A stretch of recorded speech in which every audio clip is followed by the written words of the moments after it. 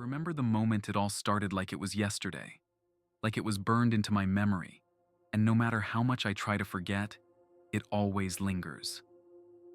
I was in the library that afternoon, browsing through a textbook I didn't care about, like I did most days. College was just something to get through. I was drifting, not sure of who I was, what I was supposed to be. Everything felt like a haze, a never-ending grind of classes, parties, and whatever else I could do to keep my mind off the fact that I didn't know where my life was headed. But then, a message appeared on my phone, something that caught my eye, an invitation, a mysterious offer from a fraternity on campus, one that no one really talked about, but everyone knew about. They called it a competition, an exclusive challenge for a select few. The prize? Fame, wealth, power. It was vague but enough to hook me. Something about it felt like an opportunity, a chance to be part of something bigger, to escape the weight of not knowing who I was. The first meeting was held in a dimly lit room in a building I'd never stepped foot in before. There were a handful of us, maybe 10. All of us were pulled in by the promise of something more. None of us knew exactly what it was. There was an air of excitement mixed with tension, like everyone was just as unsure of what was coming next. The fraternity guys, dressed in expensive suits, made it sound harmless at first. A series of challenges, both physical and mental. The winners would get something life-changing, freedom from the mundane. I thought I could handle it. I figured I'd just show up, do what I had to do, and walk away with something valuable. The first challenge was simple enough, or so I thought. We were divided into teams, tasked with retrieving a certain object from a location off campus. I remember the adrenaline, the thrill of the competition. But when I got there, things took a turn. We weren't alone. A rival team was waiting for us, and the rules changed without warning. The object we were supposed to retrieve didn't matter anymore. What mattered was that someone from the other team had to die. I didn't understand. I couldn't comprehend it at first. But then it hit me like a slap across the face. They weren't just playing games. This was survival. The guy on my team, my best friend, was one of the first to go. He didn't make it out of the challenge alive. I still hear his scream sometimes, echoing in my mind. They made us watch. The fraternity boys didn't flinch. They were too used to it. My hands were shaking, my heart pounding, but I couldn't escape. There was no way out. And then they told me to take part in the next challenge. To make it through, I had to kill someone from the other team. Or I'd be next. The blood on my hands wasn't even mine, but it didn't matter. I did what I had to do. I didn't think. I didn't feel. I just acted. I wish I could say that was the worst of it, but it wasn't. It got worse. Every challenge was more twisted than the last. I was manipulated, pushed to the edge of my sanity. We were forced to kidnap, to torture, to break people. And the worst part? We were filmed. A secret online audience watched us, fed by the thrill of seeing us do things we couldn't take back. I remember the night I had to kidnap another student, a girl I barely knew. She was scared. So was I. But they wanted her, and I had no choice. I kept telling myself it was for the prize. It was for the chance at something bigger, something that could finally pull me out of this pit of confusion. But as I dragged her into that dark room, the reality of what I was doing started to hit me. I could feel the weight of the camera on me. It wasn't just her I was betraying. It was me, too. The tasks kept escalating, each one more disturbing than the last. At some point, I realized this wasn't just some twisted game. This was something darker. The fraternity wasn't just a group of privileged kids looking for fun. They were a front for something much worse. A violent network that connected rich people to underground clubs, where events like this one were orchestrated for their amusement. And I was just a pawn. One night, during one of the challenges, I was forced to torture someone. Someone I knew. Someone I had once cared about. She was my ex, and the look in her eyes when she saw me holding the knife. That was the moment I broke. I didn't want to do it, but they made me. The fraternity guys, the voices in my ear, telling me I had no choice. I had to do it to survive. I had to do it to stay in the game. The thing about surviving is, you start to lose yourself. I wasn't the same person anymore. The person I was before, the one who had dreams and hope, he was gone. In his place was someone who had learned to kill, to betray, to hurt others. And the worst part? I didn't even know if I cared anymore. Then came the final twist, the last challenge. I didn't know if it was a test or a trap, but I found out that one of the other students in the game was an undercover cop. He was trying to bring the whole operation down. He thought I didn't know. He thought he could get me to turn on the fraternity. But there was no way out. Not anymore. So I did what I had to do. I killed him.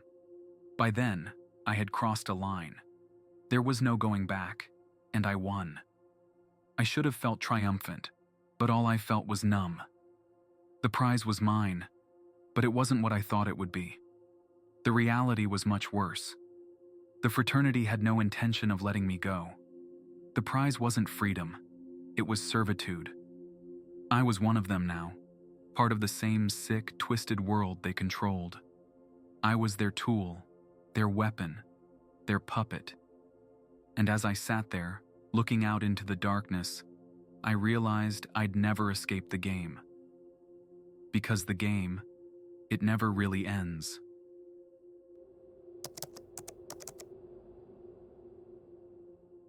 It started innocently enough. I was sitting in the student lounge, sipping on a coffee, trying to shake off the exhaustion from a long week of classes. I had a test in the morning that I hadn't studied for, but that wasn't the worst part of my day. The worst part was that I didn't feel like I belonged anywhere. I'd been at college for a year and a half, but I still felt like an outsider, like I was missing something that would make me feel important. I was scrolling through my phone, mindlessly checking social media, when I noticed a notification. It wasn't from a friend or some group chat I was in. It was an invitation. The message was brief, almost cryptic. "We've been watching you. Are you ready to join the most exclusive group on campus? Meet us at midnight. Don't tell anyone." My heart raced for a second. I wasn't exactly sure what I was being invited to, but something in me clicked. I wanted to belong. I wanted to be seen, to be part of something that mattered. So, I did it. I didn't question it. That night, I found myself in an old, abandoned building on the edge of campus, a place I'd walked past 100 times, but never once thought to enter. The air was thick, almost stale, and the shadows seemed to stretch farther than they should have. A few others were there, just like me, curious, eager to be part of something bigger. The leader, a tall guy with dark eyes and a cold smile, introduced himself as Dean. He welcomed us with open arms, promised us power, wealth, and influence, things I never thought I'd have the chance to experience in my lifetime. At first, the challenges seemed harmless enough. Pranks, dares, things that made us feel like we were on the edge of something dangerous. It was exciting. I felt like I was part of something special. But then the tasks started to change. It wasn't just about embarrassing someone in the cafeteria or sneaking into a professor's office to steal their notes. No, it quickly escalated. One night they handed me a note. It was simple, but the task inside made my blood run cold. I had to kidnap someone. Just take them, hide them for a few hours, and that was it. I wasn't supposed to hurt them, just intimidate them. But as I stood there in the parking lot, watching the person I was supposed to take walk past, I realized I wasn't just participating in some harmless game anymore. This was real. It was dangerous.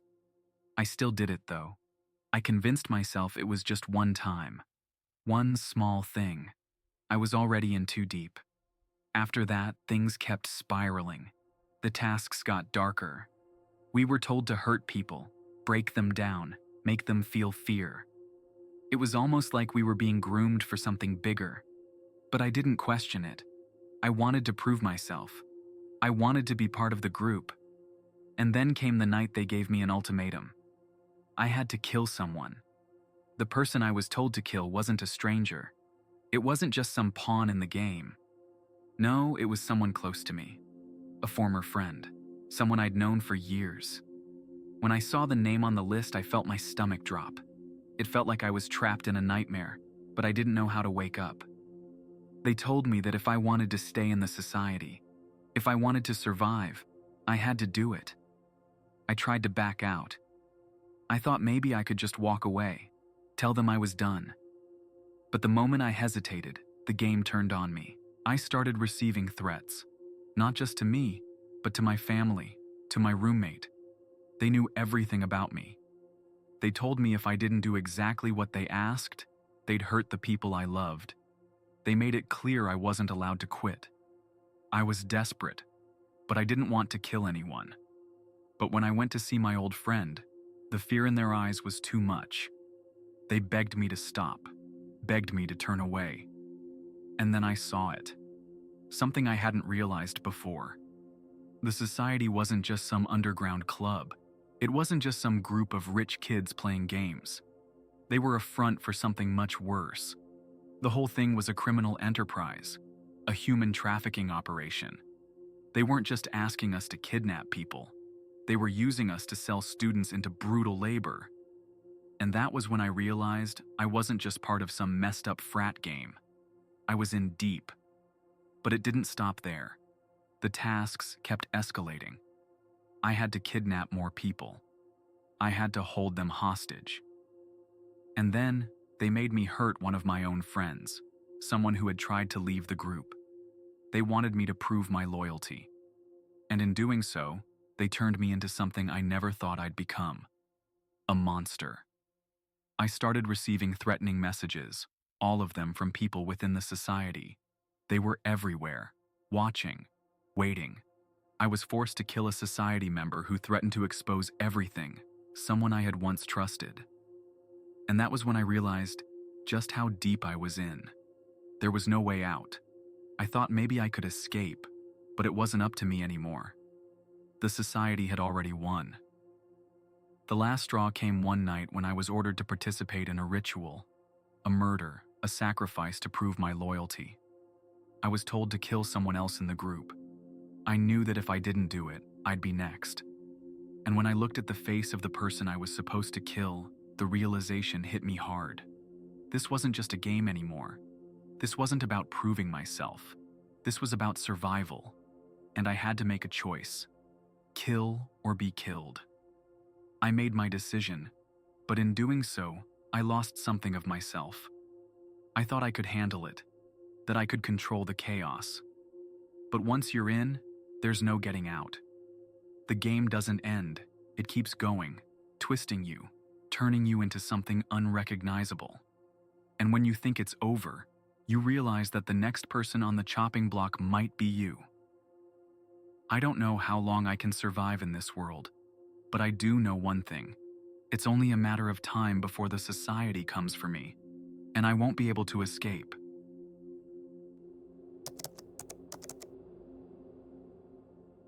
It was a rainy Thursday evening when I first met them. I'd just finished up a grueling seminar at grad school, and, like most nights, I found myself walking back to my tiny apartment in the dark, my backpack slung over my shoulder, my mind consumed by one thought: debt. The student loans that seemed to grow faster than my ability to pay them off. I had always been careful with my spending, kept my head down, tried to avoid the crushing weight of those monthly bills. But it didn't matter. The interest was always there, hovering over me like a shadow I couldn't escape. I'd been reading some loan consolidation options on my phone when I saw the ad. It was just one of those sketchy online ads, the kind that you see and scroll past without giving them a second thought. But something about this one stuck with me. Need help paying off your debt? We can make it disappear. Contact us. No explanation. No details. But I couldn't stop thinking about it. For a moment, it felt like a lifeline. like a way out of this mess I couldn't dig myself out of. I didn't expect them to respond that night, but a few hours later, I got a text. "We can help you, Jake. Come by tomorrow, 8 p.m. Don't tell anyone." I didn't question it. My mind was already made up. I was desperate. The meeting was in a rundown bar on the edge of town, a place that smelled like cheap whiskey and stale cigarettes. When I walked in, the atmosphere was thick with the kind of tension you can't ignore. There were 4 people at the table, all of them older than me, dressed in dark clothes with an air of quiet authority. The leader, a man named Vance, was the first to speak. "We can clear your debt, all of it, but you'll need to do some work for us." At first, I thought it was just going to be some easy stuff. Calling people, maybe intimidating them, collecting payments. I had no idea how deep this would go. The first task was simple: collect money from a guy who was behind on his payments. I went to his apartment, knocked on the door, and handed him a letter. He tried to argue, tried to talk his way out of it, but I wasn't there to listen. I made him pay what he owed. No violence, just a little intimidation. I left feeling like I'd won something, like I was finally in control. But the tasks kept getting darker. They made me follow people, collect debts in dangerous neighborhoods, and confront those who couldn't pay. It was the kind of stuff you read about in crime novels, but I never thought it would be my life. It started to feel routine. But soon, the real trouble began. The first time they asked me to hurt someone, I froze. It was a woman, someone who'd fallen behind on her loan payments. They told me to get information, where her husband was hiding. It sounded harmless enough at first, just a little bit of pressure. But when I showed up at her house and saw the fear in her eyes, I knew it wasn't going to be simple.